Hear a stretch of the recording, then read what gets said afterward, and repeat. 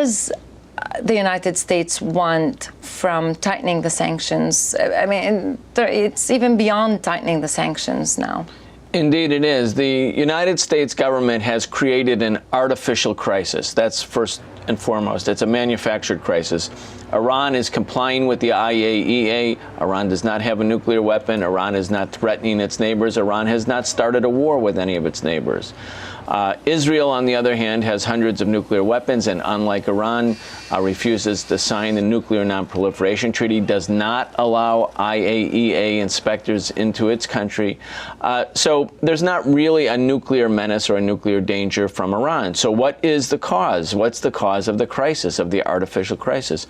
The real goal is the United States government has embarked on a course of extreme economic aggression against Iran with the hope that by creating economic suffering, economic isolation, economic misery, that part of the population will rise up or become disenfranchised with the government so that the U.S. can do, as it has in history, carry out regime change.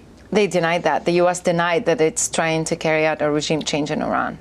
Right. I mean, we have to take that with a very, very big grain of salt, because we know that since 1979, the United States refuses to have relations with the Islamic Republic of Iran. Why? Is it because Iran is a dictatorship? Well, it's actually a democratic government. It has democratic features far beyond some of America's foremost allies in the Middle East, such as Saudi Arabia, for instance. Since 1979, Iran became an independent government. Before that, between 1953 and 1979, when the Shah was there, the Shah acted basically as a proxy or a puppet or a client of the American power. And so the U.S. says they're not carrying out regime change, but in fact, everyone who's watching knows that indeed is the U.S. policy, to create pressure on Iran, carry out covert operations, economic sanctions, and now these new sanctions are not really even like the old sanctions. They are saying to the rest of the world, if you dare do business with Iran's central bank, if you buy Iranian oil, which constitutes half of Iran's GNP, if you have any business with Iran whatsoever, you will not have access to American banks, to American corporations, to the American market. This is, in fact, a blockade, something like an economic blockade of Iran. And by international law, an economic blockade is an act of war. And so we should understand it just like that. So what do you think Iran's response is going to be? Well, Iran so far has been very prudent. Even though they said that they would consider closing the Strait of Hormuz, that 6-mile stretch of the Persian-Arabian Gulf, where 25% of the world's oil supply goes through. And even though much was made of that in the Western media, in fact, Iran has not done anything to give the U.S. a pretext, an excuse, a provocation, so to speak, that would allow the United States or Israel to trigger a set of military actions. Iran, I think, is also telling its people that we are not panicked. We, the Iranian government, are not panicked, that they're trying to show that they have a serenity and a calmness and a confidence, and that they will weather the storm. But in fact, economic sanctions are taking a bite on the Iranian economy right now. There is a lot to say about this Israeli-U.S. possible attack, especially Israeli possible attack. Wall Street Journal says that the U.S. is planning a plan B should Israel attack. I think the Israelis try to pretend that Iran constitutes an existential threat to Israel. I don't think that that, in fact, is the case, even though Iran's military has the capability to do great damage to Israel in the event of a war, even though Israel is a nuclear power. I think that the Israeli government has a pattern and a practice of invasion and bombing of its neighbors in the Middle East. It carried out the bombing of Iraq's nuclear facility in 1981, even though that was permitted by international law and subject to IAEA inspections. In other words, a nuclear program for civilian energy purposes. Israel came and bombed it. They did the same to Syria in the last few years, and they would like to carry out military strikes against the Iranian government. The Americans don't want that right now. Even though they're happy to have Iran in a state of tension, they don't really want Israel to become the main protagonist with the Iranian government by carrying out an unprovoked military strike. I mean, I'm talking about the main sectors in the American establishment, because that would then present the crisis, that struggle between the Islamic Republic of Iran on one side and the Israeli Zionist regime on the other. And in that case, Iran will be able to mobilize mass support throughout the Middle East for it. The United States has a different tack. They want to keep Israel sort of in the background, looming, endangering, threatening Iran in one way, keeping Iran in a state of tension, perhaps militarily, but have the economic sanctions do the bulk of the work by carrying out economic and financial isolation against the Iranian government. They think in the long term that's the easier way, the better way, the more effective way to carry out regime change. The U.S. is puzzled over Israel's intentions. So what if Israel does decide to strike Iran? And this is, a U.S. official says it's hard to know what's a bluster and what's not with the Israelis. Well, I think a lot of that is baloney and nonsense. The Israelis are the recipient, the benefactor of $3 billion a year in U.S. military aid. If they do something that's completely contrary to what Washington wants, they will be on the very short end of the stick. The Israelis are not dominating and dictating U.S. policy in this geostrategically important. They are not. They have a big influence in Washington. They have a strong lobby.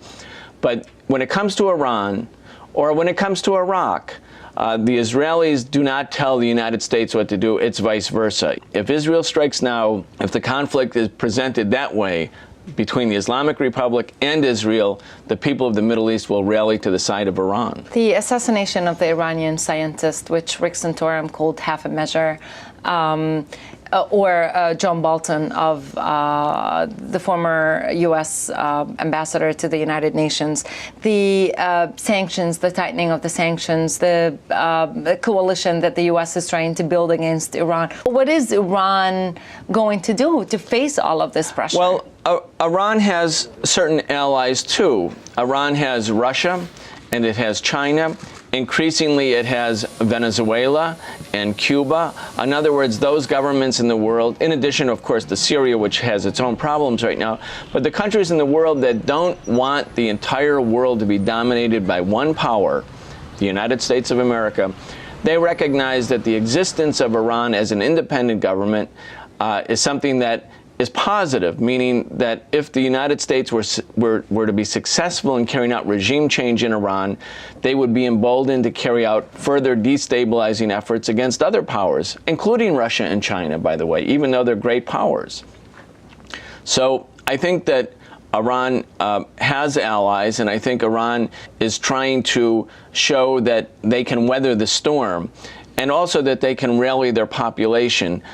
In spite of the fact the divisions that were revealed in 2009 after the elections, the presidential elections, the Iranian people as a whole don't believe they should be sanctioned. The Iranian people believe that they have, as they do, the right to develop nuclear power for peaceful civilian purposes.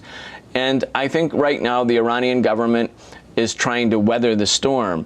They're also making it clear that they do. What options do they have? They have limited options. They have limited options. And that's the big issue here, I think, is that in America right now, in the United States, nobody feels this issue. They don't feel there's a war looming. They don't feel the problem of economic sanctions. It's the Iranians who are feeling it. It's the tension, the pressure, the economic problems are all one-sided. This is like a great power, the 700-pound gorilla who decides to sit wherever it wants to sit. And it can create immense tension and pressure and economic suffering somewhere else without having to endure any political price. So that's the big problem. And as a peace activist and as someone who believes in human rights, and I think we'll see this more and more in the United States, we are starting to concentrate our efforts to expose the fact that the United States government is carrying out through a different set of tactics the same thing that they did in Iraq. They carried out regime change in Iraq, not to make Iraq more democratic, more human rights oriented, but to dominate Iraq. And I think they want to do that in Iran, and we need to have people outside of Iran stand up and say Iran should not be alone on this. Does the presidential elections have any say in what's going on, in what's going to happen with Iran in terms of Washington, Tehran? I think the presidential elections in the United States definitely play a role in U.S. policy towards Iran. That, by the way, has been the case ever since the Iranian Revolution. Iran has factored into American politics. In this case, the Republican candidates are sort of baiting Obama and suggesting that if Obama is reelected, we will have a nuclear-armed Iran someday soon. Will Obama do something just to counter their statements because it's an election year? I don't think so. I think that it's not out of the question that Obama could opportunistically up the ante or even escalate tensions or even allow some sort of limited military attack against Iran in order to show how tough he is and why he's not a liberal or something like that. But I don't think so. This is a very big project for the Pentagon, for the CIA, for the U.S. establishment. I think it goes beyond electoral politics. And I think the Obama administration and the Pentagon are having a carefully calibrated approach that won't, again, with regime change, the Republicans and Democrats share the same objective. One is more demagogically militant against Iran. They both share the same objective, which is to bring Iran back into an American sphere of influence. And I think the Republicans can't move Obama that much because Obama actually has the backing of the Pentagon in terms of this particular approach. The Pentagon is bogged down in Afghanistan. They really were pushed out of Iraq. They have a lot of military problems. A major full-scale war right now, which could happen even if they don't intend it, by people climb the escalation ladder.